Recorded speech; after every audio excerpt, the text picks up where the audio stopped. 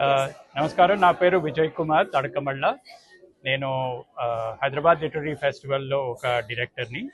ఈరోజు ఇక్కడ అంతర్జాతీయ మాతృభాషా దినోత్సవం సందర్భంగా ఈ ప్రోగ్రాంలో పాల్గొనడం చాలా సంతోషంగా ఉంది. ఇది ఈరోజు ఆ, మన జమీలా నిషాద్, ప్రముఖ ఉర్దూ ఆ, రచయిత్రి. ఆమె రాసిన పుస్తకానికి ఇంగ్లీష్లోకి అనువాదం చేయబడింది. ఈ అనువాదం ఏదైతుందో అది ఉమా దామోదర్ శ్రీధర్, మన ఇంగ్లీష్ అండ్ ఫారిన్ లాంగ్వేజెస్ యూనివర్సిటీలో ఫ్రెంచ్ చెప్తారు ఆమె. ఆమె ఇంగ్లీష్లోకి ట్రాన్స్లేట్ చేసిన బుక్ ఏదైతుందో అది ఇక్కడ రిలీజ్ తర్వాత దాని గురించి చర్చ జరిగింది. ఆ చర్చలో పాల్గొనడం చాలా సంతోషంగా ఉంది. ఈ పుస్తకం ఏదైతే ఉందో దీని ప్రత్యేకత ఏంటంటే, ఇది కేవలం ఉర్దూలో జమీలా నిషాద్ రాసిన పోయమ్స్ని ఇంగ్లీష్లోకి ట్రాన్స్లేట్ చేయడమే కాకుండా ఒక జర్మన్ ఆర్టిస్ట్ ఎవరైతే ఉన్నారో ఆమె దీనికి చాలా చాలా చాలా అందమైన, చాలా మనసుకు ఆకట్టుకునే విధంగా ఉన్న పెయింటింగ్స్ ఈ పుస్తకంలో ఉన్నాయన్నమాట. సో ఇటు ఉర్దూ పోయమ్స్ ఉన్నాయి, దాని ఇంగ్లీష్ ట్రాన్స్లేషన్ ఉంది, అలాగే దానికి తగ్గట్టుగా జర్మన్ ఆర్టిస్ట్ చేసిన పిక్చర్స్ కూడా ఉన్నాయన్నమాట. ఇది ఈ పుస్తకం యొక్క ప్రత్యేకత. Thank you. ఎప్పటికి ఇప్పటికి రాసే వాళ్ళు ఎప్పుడు ఒకటిలాగే ఉంటారమ్మా, చదివే వాళ్ళలోనే మార్పు వస్తుంది.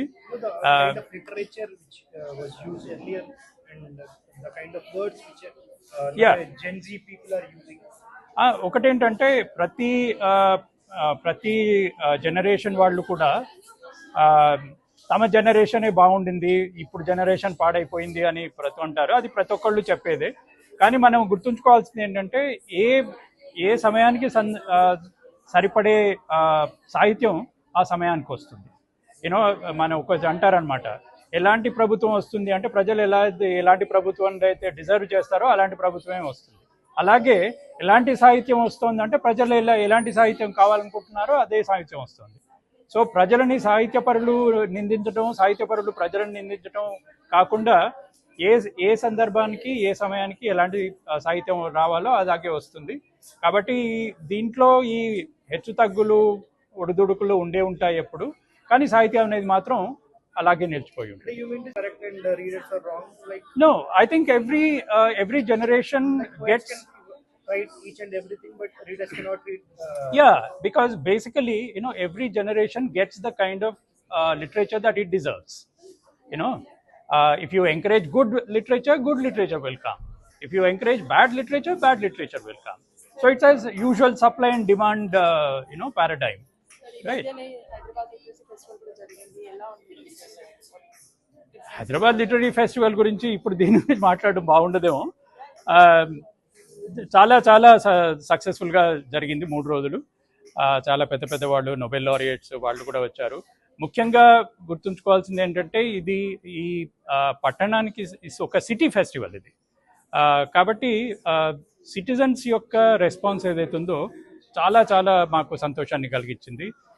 దాదాపుగా 1,50,000 మంది పైన 3 రోజుల్లో ఈ సాహిత్య సభలకు వచ్చి మమ్మల్ని అందరినీ ఎంకరేజ్ చేశారు. We have to talk about all people, solidarity with all the people around. In today's time, it is very essential for us to have this solidarity with not just women in the city, but also women around the world. So Katharina has given the perspective of around the world, and not just Katharina, but many people in US and Italy and Australia also felt that this is important that we have this book. And that is why Amita Desai, the director of Gati Centrum, and others, Forum for Creative Women Collective, has brought this out. It was actually the seed was sown in 2022, and now you can see the book in hand. And I really feel happy about it. I hope people will appreciate that. I'm sure the students, the youth will encourage such poetry, and it will go a long way. It's a long journey, it will continue. Okay, thank you.